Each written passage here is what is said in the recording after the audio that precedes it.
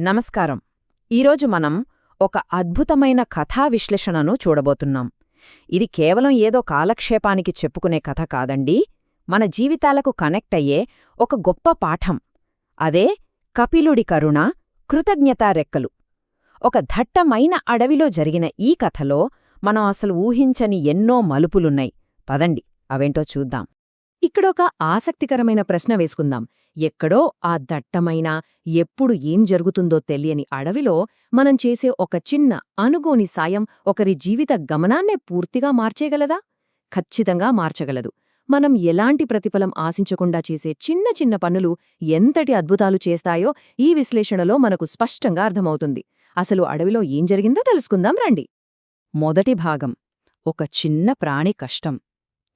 ఆ దట్టమైన అడవిలో కపిల అనే ఒక కోతి చాలా చురుగ్గా, ఆనందంగా చెట్లమీద గెంతులేస్తూ ఉండేది.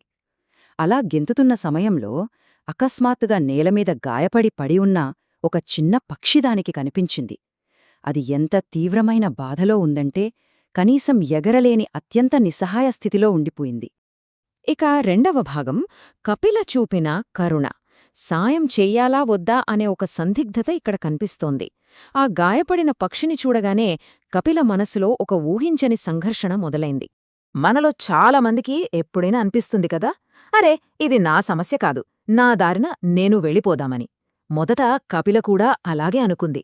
కాని ఆ పక్షి పడుతున్న నరకాన్ని, ఆ అసహాయతను చూసి కపిల హృదయం కరిగిపోయింది. ఇక్కడే తన ఉదాసీనతను పక్కనపెట్టి కరుణను ఎంచుకుంది కపిల. చూసి చూడనట్టు వెళ్ళిపోవడం చాలా ఈజీ అండి, కాని బాధ్యతగా సాయం చేయాలనేది ఒక గొప్ప నిర్ణయం. ఈ ఒక్క నిర్ణయమే కపిల అసలు వ్యక్తిత్వమేంటో మనకు పరిచయం చేస్తోంది. కరుణతో కదిలిపోయిన కపిల కేవలం జాలిపడి ఊరుకోలేదు. వెంటనే రంగంలోకి దిగింది. మొదట ఏం చేసిందంటే ఆ పక్షిని నేలపైనుంచి చాలా సున్నితంగా ఎత్తుకుని ఒక చెట్టు కొమ్మపై సురక్షితంగా ఉంచింది. ఆ తర్వాత ఆ పక్షి కోలుకోవడానికి ప్రతిరోజూ తాజా పండ్లను తెచ్చిచ్చేది, దానికి అవసరమైన నీటిని అందించేది. ఇక మరీ ముఖ్యంగా ఇతర జంతువుల నుంచి ఎలాంటి ప్రమాదం జరగకుండా ఆ పక్షికి దగ్గరే ఉంటూ ఒక కాపలాదారులాగా రక్షణ కల్పించింది. చూశారు కదా, ఇది కేవలం ఒక క్షణం అనిపించిన జాలి కాదు, తన సమయాన్ని వెచ్చించి చేసిన గొప్ప నిస్వార్థమైన సేవ. మూడవ భాగం, స్వేచ్ఛగా ఎగిరిన పక్షి. కపిల చేసిన ఈ నిరంతర సేవల వల్ల ఆ పక్షి పూర్తిగా కోలుకుంది. ఎంతో కృతజ్ఞతతో కిలకిలా రావాలు చేసుకుంటూ మళ్లీ ఆకాశంలోకి స్వేచ్ఛగా ఎగిరిపోయింది. ఆ పక్షి అలా ఎగిరిపోయిన తర్వాత కొంతకాలంపాటు ఆ అడవిలో అంతా చాలా ప్రశాంతంగా గడిచిపోయింది. కపిల కూడా యథావిధిగా తన జీవితాన్ని ఆనందంగా గడిపేస్తోంది. కాని ఆ ప్రశాంతత ఎంతో కాలం నిలవలేదు. ఇక్కడే కథలో ఎవరూ ఊహించని పెద్ద మలుపు.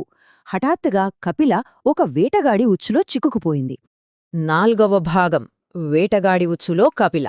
అప్పటిదాకా స్వేచ్ఛగా అడవిలో గెంతిన కపిలకు ఇది అనుకోని ఆపద. ఆ వలనుంచి బయటపడటానికి అది చేసిన ప్రయత్నాలన్నీ వృధా అయిపోయాయి.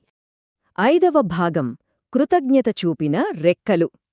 ప్రాణాపాయ స్థితిలో వలలో చిక్కుకుపోయిన కపిల ఎలుగెత్తి చేసిన ఆర్తనాదాలు ఆశావహంగా ఎవరి చెవిన పడ్డాయో తెలుసా?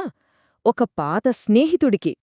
అవును, ఆ అరుపులు విన్నది మరెవరో కాదు, ఒకప్పుడు కపిలచేత రక్షించబడిన ఆ చిన్న పక్షే.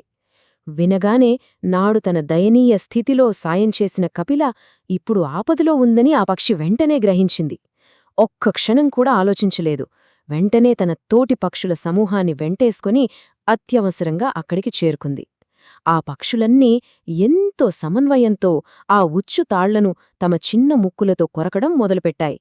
ఆ పక్షుల సమిష్టి కృషితో కపిల ఆ ప్రాణాపాయం నుండి విజయవంతంగా బయటపడింది. అంటే ఒక చిన్న పక్షి కూడా ఇంతటి భారీ ప్రాణరక్షణ చెయ్యగలదని ఈ సంఘటన మనకు నిరూపిస్తోంది.